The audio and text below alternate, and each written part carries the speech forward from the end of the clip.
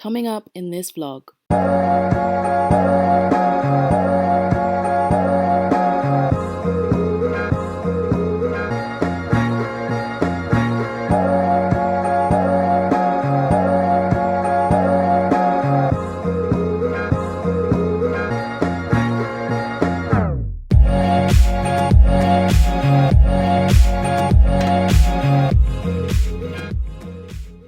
Hey guys, welcome back to the channel. I'm so excited for this vlog today, but I have to be really real.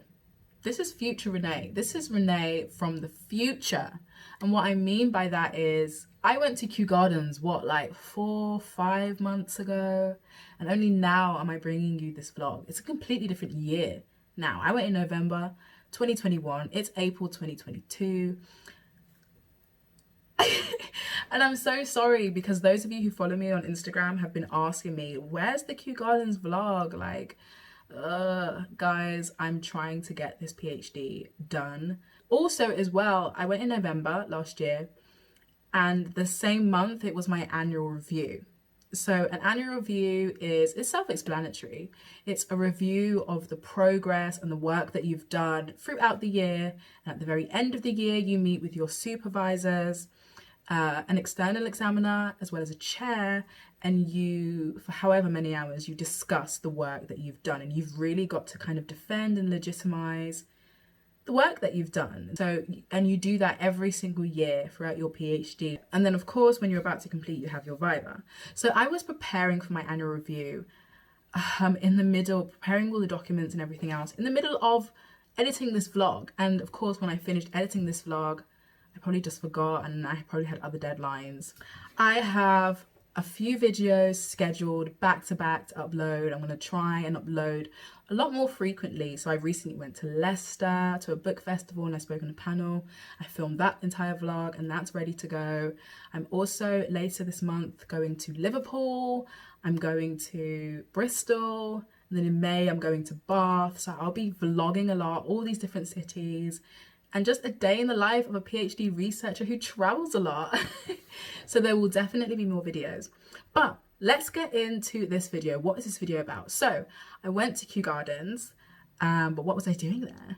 Myself and a group of wonderful researchers who are really interested in the environmental humanities. We came together under the leadership of one researcher called Sam. He brought us all together. Having never met, none of us had ever met each other. We just vaguely know about the others, about everybody's work and so forth, and knows that, we're all interested in the environmental humanities in one way or another. But we came together to organize an academic conference, which was just so exciting and a very key and pinnacle moment in my career, because I've attended so many conferences. I've spoken at so many academic conferences, but this was the very, very first time that I was involved in organizing an academic conference, and to have it at Kew Gardens, what? So yeah, it's a really, really exciting vlog, I feel, and I feel like you guys are really gonna love it. The conference was called Regrowth Resistance, and it was so interdisciplinary and collaborative. We were seeking meeting points of research in the arts, in the humanities, sciences, and even activism. We brought all of those fields together to have a conversation from our very own methodologies and practices, and work on the environment, whether it's climate change, environmental racism. We discussed it all. I can't remember if I said already, but it was a hybrid event, which means that there was people watching online, we had attendees online, and we had attendees in person. And the attendance, both online and in person, was just incredible. And so yeah, it was just a really, really great day. At lunchtime, we allowed our in-person attendees, we gave them about an hour and a half, which meant we also had an hour and a half to tour Kew Gardens, which was just so magical, so beautiful. I'm really excited for this vlog, and I know you guys are really gonna love and enjoy it. So this is future Renee signing out, handing back over to past Renee, who is getting ready to go to Kew. Let's join her.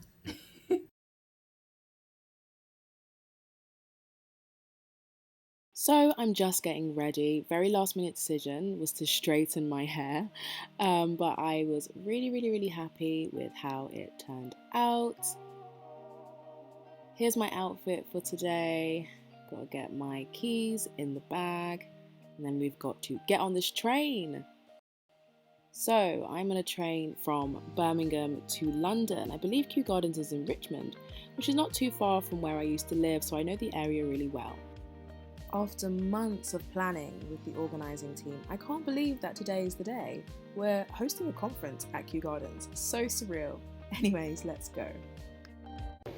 Okay, so I'm currently at Watford Junction, trying to make my way to Willesden Junction.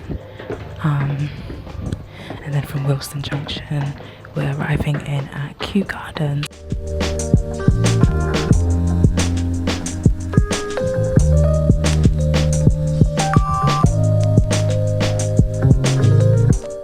So we have arrived at the Jodrell Laboratory at Kew Gardens. This is where we'll be hosting all of our sessions today in this beautiful theatre space. Oh, so exciting! There's also all these layers of possible violations of how touch has been kind of handled in society.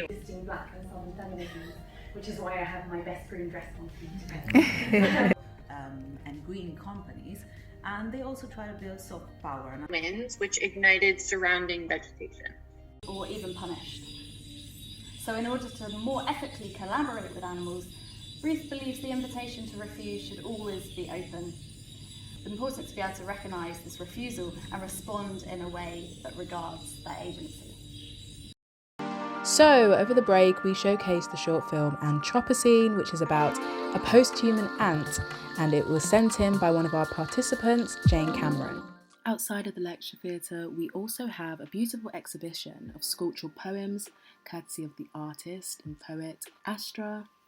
Some of the mediums that Astra used to create these sculptures include resin and inks, beeswax and acetate. Alongside being a wonderful poet, Astra is also a fellow PhD researcher. We had 4 wonderful panels. The panel that I chaired was called Rethinking Environmentalism. Lydia Hurard spoke on the greenness of Black and Southern feminisms. Sydney Phillips spoke about incarceration, race and hydrological haunting. And Dr. Carolyn looked at the mundane. We also had a panel on environmental storytelling. This panel was then chaired by another member of the organising team, Edwin. Another on creative resistance, where researchers gave performances, displayed art, and others showcased their short films. The panel then came together in discussion, and this was chaired by Jenny, another member of our co-organising team. And finally, we also invited researchers who are doing work on Kew Gardens, and they discussed the legacy of colonialism and social change. This panel was then chaired by fellow co-organiser Christina. To close off our panels, we had a wonderful keynote speech from Dr. Paola Serafini of environmental activist group BP or Not BP, who gave a presentation about performance action and oil sponsorship. Our keynote was then invited at the end to discuss further with fellow co-organiser Sam. The final member of our organising team was Frances, who operated the Zoom room, making sure that all of our online attendees and presenters had a smooth viewing, which translated perfectly in person. All in all, we had a really successful hybrid event. And there is no way that you can come to Kew Gardens without seeing its beauty. So at lunchtime, we allowed all of our in-person attendees 1 hour and 30 minutes to explore, take photos and relax. And of course, I wandered around a few areas myself and I vlogged it all for you. So now, let me take you on a tour of Kew Gardens.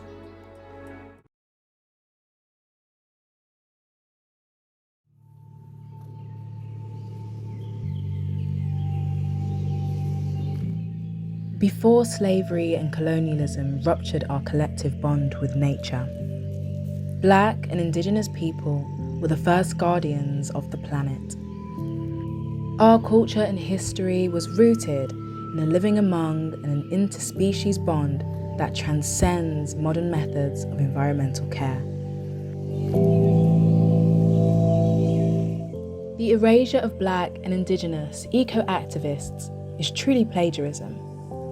We've now come to believe that it is the white Western world, who are at the forefront of eco-justice, when indeed colonialism and slavery were among the main phenomenons which destroyed the planet.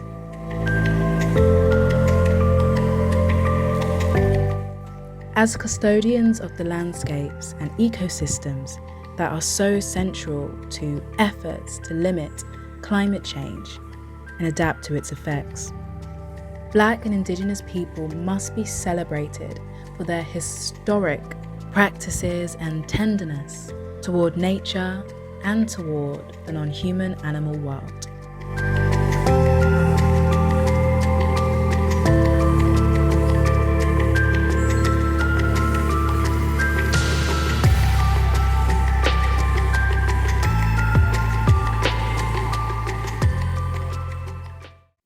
Oftentimes I share in public the human concerns of my research, but my work is as much environmental as it is human.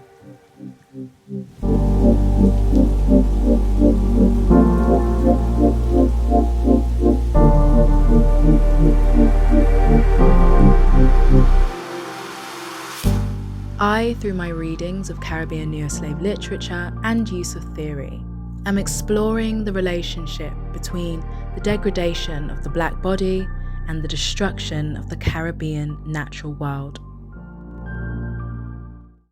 My research looks at the plantation space as a site of interspecies violence and exploitation. Using literature, it also discusses the weaponization of the hot Caribbean climate during slavery.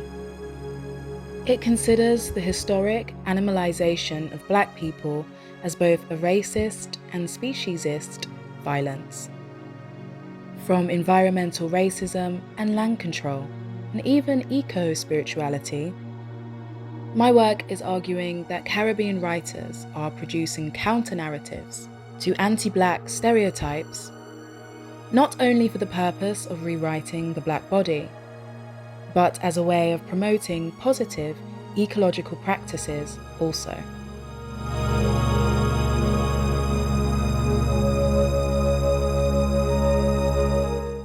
Now, for the next few minutes, let's appreciate and consider the beauty of the natural world which surrounds us.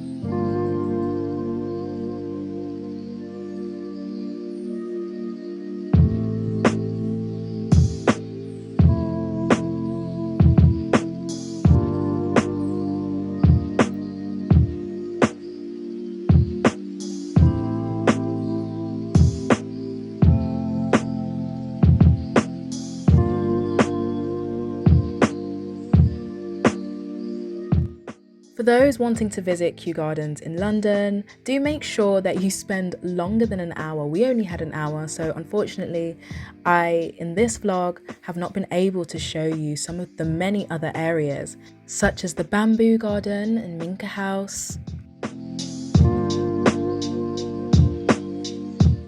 And I'm really gutted that I didn't have time to visit the Palm House and the Temperate House. There's also a treetop walkway, a rose garden, also the water lily house, which is another area I really so desperately wanted to see, a library with archives and various art galleries, even a temple, and so much more. This is the end of the vlog. I hope that you enjoyed it. I'll see you next time.